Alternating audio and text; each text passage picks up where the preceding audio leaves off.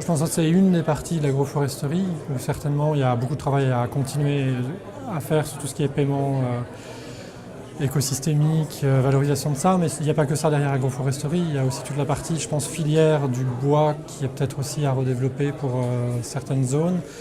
Je crois que ça a été abordé aussi ce matin sur des freins qui sont plus d'ordre sociaux en fait et d'ordre de l'acceptation des agriculteurs de remettre des arbres avec un autre pas de temps en fait de décision dans leur système qui a été quand même plutôt annualisé. Je pense que la problématique est beaucoup plus ample que.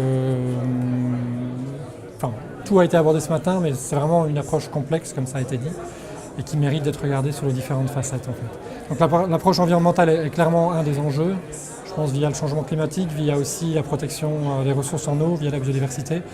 Mais j'imagine que clairement, ça ne suffira pas. Je crois que ça a été bien dit ce matin, qu'il y a une question aussi de politique agricole et d'instruments d'appui, mais il n'y a pas que ça. Il y a la partie sociale, acceptation de changement de système pour les agriculteurs.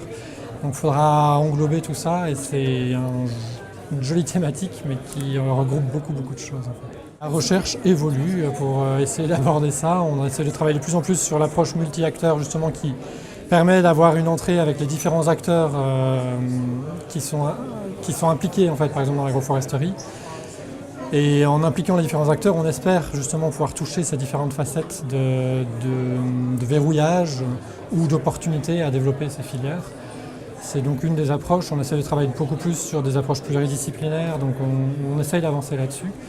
C'est pas toujours évident parce que ça demande plus de coordination, mais on travaille là-dessus.